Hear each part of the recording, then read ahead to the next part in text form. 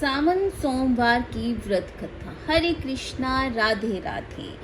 आज मैं आपको सावन महीने की व्रत कथा सुनाने जा रही हूँ, जिसकी सुनने मात्र से ही आपकी समस्त मनोकामनाएं, इच्छाएं पूर्ण भगवान शिव भोले भंडारी जल्दी से पूरी कर देते हैं। चलिए आज और देरी ना करते हुए आज की व्रत कथा आरंभ करते हैं। एक बुढ़िया थी, उसके 2 बेटे थे। एक बेटी थी, उसके घर के पास एक मंदिर था जिसमें एक साधु रहता था। बुढ़िया माँ सवेरे नहा धोकर अपने बच्चों समेत मंदिर में साधु का आशीर्वाद दिलाने के लिए ले गई। साधु ने उसके दोनों बेटों को आशीर्वाद दिया, लेकिन बेटी को आशीर्वाद नहीं दिया। ये देखकर सब हैरान हुए, विचार करने लगे। फिर बुढ़िया माँ ने नम्रता से साधु से कहा, हे महाराज, आपने इस लड़की को आशीर्वाद क्यों नहीं दिया? साधु बोला, इस लड़की के भाग्य में सुहाग नहीं है, मैं इसको आशीर्वाद नहीं दे सकता। बुढ़िया माँ ने प्रार्थना की कि इसका उपाय बताओ जिससे इस लड़की को भी सुहाग मिल सके। हमारी तो एक ही प्यारी बेटी है, इसके लिए हम कुछ भी करने को तैयार हैं, यहाँ तक कि अपने प्राणों की भी आहुति दे सकते हैं। साधु ने कहा, यहाँ से 7 समुंदर पार सोमपति नाम की एक औरत रहती है, इसकी सेवा करके ये लड़की उसको खुश करे तो इसको सुहाग मिल सकता है। यहाँ से 6 समुंदर तो आप आसानी से पार कर सकते हो, लेकिन क्योंकि आपको बेड़ी मिल जाएगी, लेकिन 7वां समुद्र पार करने के लिए कुछ भी नहीं मिलेगा।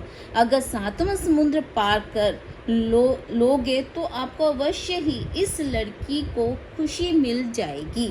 साधु के कहे अनुसार प्रभु के सहारे वह घर से निकल पड़े। 6 समुद्र तो आसानी से पार कर लिए क्योंकि बेड़ी मिल गई। 7वां समुद्र पार करने के लिए वो सोच ही रहे थे कि गोरा पार्वती शंकर जी के आशीर्वाद से उसको एक पेड़ दिखाई दिया जिसके ऊपर एक हंस बैठा था। उसने कहा, मैं पत्तों के बेड़ी बनाकर दे सकता हूँ। सभी ने सोचा, मरना तो है ही, चलो पत्तों की बेड़ी में ही मरते हैं। परंतु शंकर पार्वती के आशीर्वाद से वो 7वां समुद्र भी पार कर गए। जाकर देखते हैं कि सोमपति नाम की औरत के 100 बेटे हैं, सभी अलग अलग रहते हैं। सोमपति रोज सुबह स्नान करने नदी पर जाती थी। लड़की साधु के कहे अनुसार उसके जाने के बाद हर रोज बर्तन, झाड़ू, चौका आदि सारी सफाई करके उसके आने से पहले वापस आ जाती है। सोमपति हैरान थी कि कौन मेरे पीछे से आता है जो मेरी सफाई, बर्तन आदि साफ कर जाता है, मैं कैसे देखूं? ये सोचकर वो चुपचाप सोई रही। लड़की अपने नियम से सब काम करने लगी। सोमपति ने उस लड़की को देखा तथा कहा कि बेटी, तुम्हें क्या चाहिए? वो उसी वक्त चरणों में गिर पड़ी। सोमपति माँ ने कहा, बेटी दूधवती, पुत्रवती, सुहागवती हो। उस लड़की ने सिर नहीं उठाया। इस प्रकार 3 बार उसको कहा। जब उसने अपना सर उठाया तो देखा कि उसके भाग्य में सुहाग नहीं है। मैंने इसको कैसे आशीर्वाद दे दिया?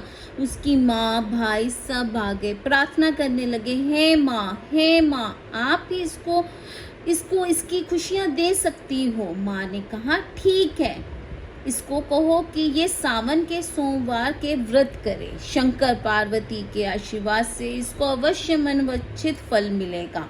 आप सावन के पहले सोमवार इसके लिए लड़का देखना, दूसरे सोमवार सगाई करना, तीसरे सोमवार शाही चिट्ठी भेजना तथा चौथे सोमवार बारात मंगवाना।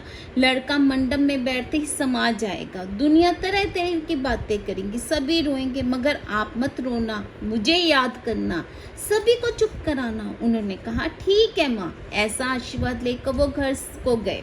लड़की पूरी श्रद्धा भाव से सोमवार के व्रत करने लगी।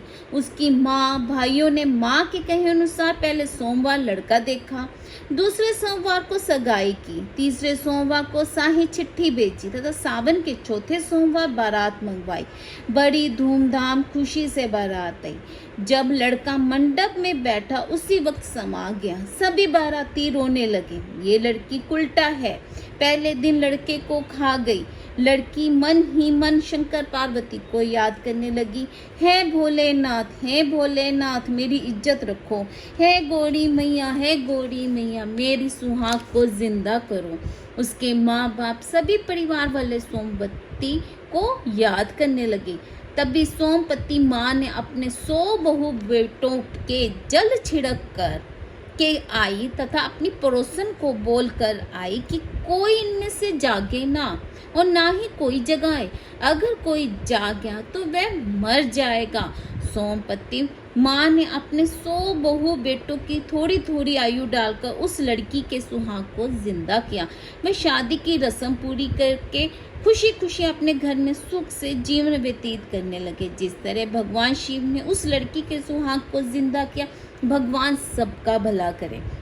जो स्त्री सावन के सोमवार के व्रत करती है, भगवान शिव जी उसकी सारी इच्छाएं पूर्ण करते हैं तथा हमेशा उसके सुहाग की रक्षा करते हैं।